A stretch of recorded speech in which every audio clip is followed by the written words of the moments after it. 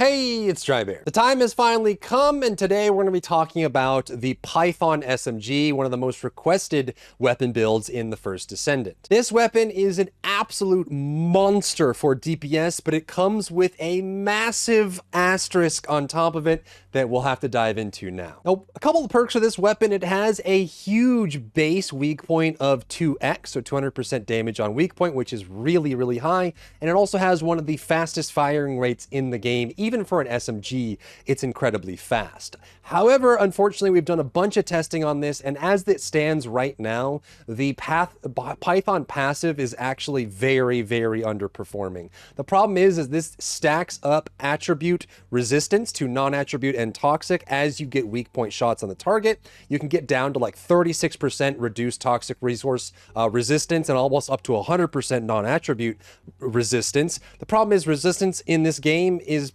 pretty bad. So if you're wondering, overall, if you were to fully upgrade your Python and stack it all the way up, and you had full, like 28 stacks, as you upgrade this, it goes to 28 stacks. If you had 28 stacks on the target, it would increase your toxic damage to the target by 1.5% and your non-attribute damage by 4.5%. You would have a ton of toxic resistance reduction, but because resistances are so terrible in the game as it stands right now, the value is much, much, much less. So essentially, you would just be upgrading the Python to lower the recoil cost. The passive is rather inconsequential. Again, toxic damage up by 1.5, non-attribute damage up by 4.5. It does work decently with Freyna for toxic damage or any of the non-attribute characters. You will get a small bonus, but it's not really a major thing to build around. It's not significant enough to focus on for the Python, which is fine because the base weapon is already incredibly strong by itself. So I'm going to give you two builds for the Python, and I really need you to have some self-reflection and think about this. This is going to be the general Python best build, and what this focuses on is maximizing the value of the weapon and the DPS output. In this scenario, the theoretical DPS maximum for this, with perfectly rolled gold stats, all of your modules maxed out and everything at full value, is 712,372, which puts it around just below Eternal Willpower for general output. So if you want to play the general Python as a normal weapon, you'll get just a little bit less than an Eternal Willpower, which is pretty good. And this just focuses on the core stats of the weapon. This is the full build on screen. So I'm going to leave this here for people that want to use the Python but don't necessarily have the kind of accuracy that's required to bring out the best in the Python, which is this build right here. So this is what I'm going to call Prime Python or Weak Point Python. So this is a build for Python that brings out the best of its DPS. However, I'm going to go ahead and say that this build is not for everyone, because in order to bring out the best in Python, you need to have a well above average accuracy of hitting weak points.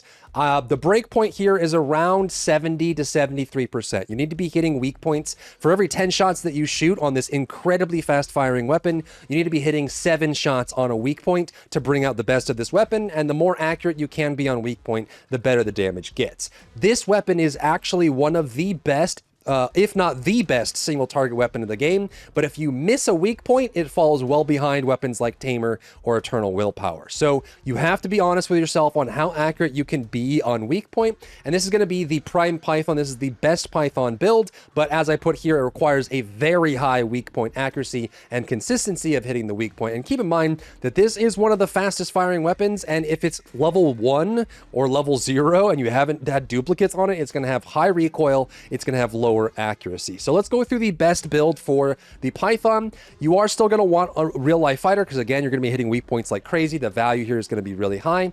The action and reaction rifling reinforcement combo is almost always going to be there no matter what, and you still do good value out of elemental enhancement versus weakness. You'll get a couple points of damage out of the passive from Python if you use toxic enhancement, but it's not really worth thinking about. The damage increase is actually ridiculously low on the passive because, again, it's based on resistances. From there, you do want to work with weak point sight and have aiming and focus on weak point damage. Then you want to pick up some things that deal with the absolute slog of ammo consumption that is the Python. Expand weapon charge for max rounds, recycling genius for reload, reload focus for reload, and then fire rate up to increase that fire rate even more, which is going to be even more awesome. If you can make this full build connect, fully upgrade and catalyze, and you can consistently hit a weak point, this is one of the best bossing single target weapons in the entire game, irrespective of its passive. And if the passive ever gets buffed or they rework how resistances work in the game, you're gonna want to try and adjust for that. But let's talk about some adjustments here on how you might update this weapon, because there's a lot going for this weapon that's really going to throw you off. So this is let's pull all these off. So there's nothing left on the weapon. This is baseline. This is the baseline recoil, which is not a bad pattern. It goes up and then to the left and then back up towards the right.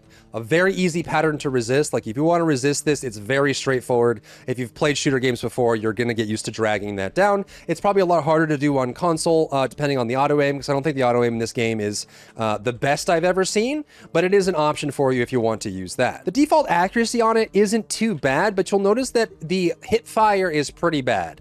As far as like a baseline, and this is without adding things like action and reaction or have aiming on it, that's going to really throw off accuracy and recoil.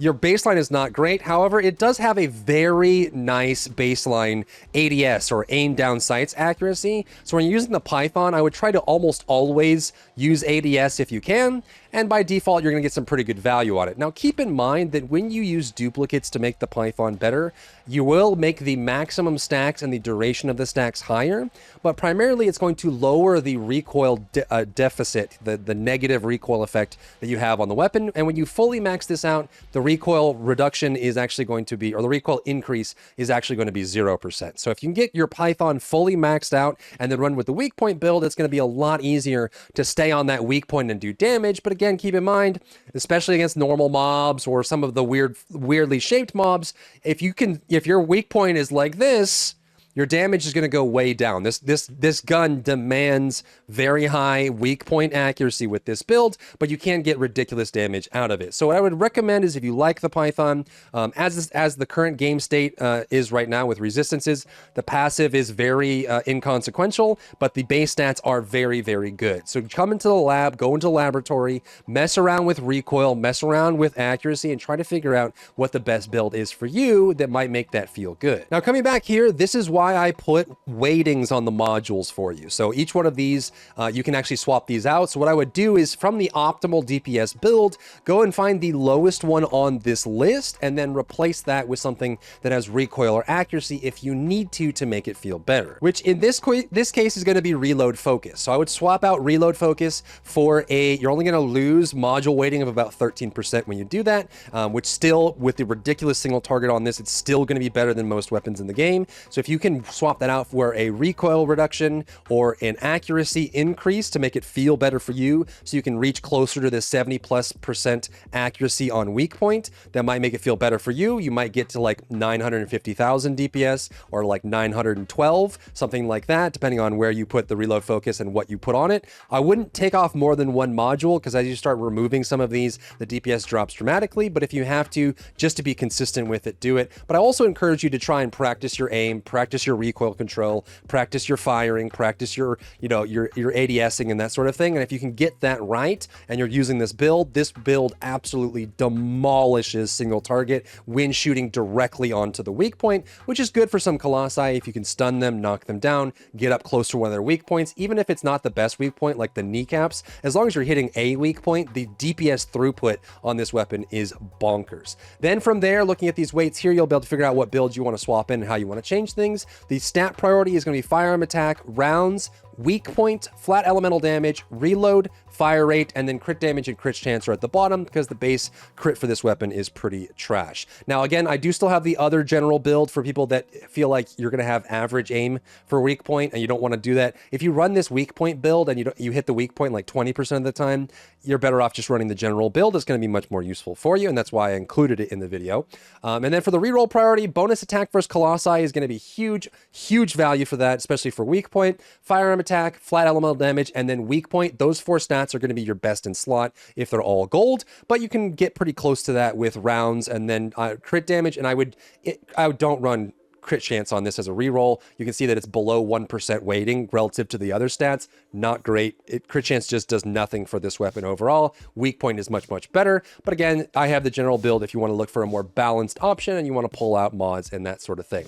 But this is the first weapon, at least in this like isolated system of module weighting. Like this is a compounded weighted distribution that develops DPS this way. This isn't sheet DPS. This isn't like maximum runaway with all the perfect Descendant builds. This is just the weapon by itself in a vacuum. This is the first weapon to ever break 1,000,000 DPS. We haven't tested them all yet, but it is actually insanely strong. So let me know what you think about the weapon down below and what we should cover next in the next guide. If you found value in today's video, leave a like down below, leave a comment for the algorithm to help this video get seen by more people, and don't forget to check out my other channels for other content and other stuff and other things.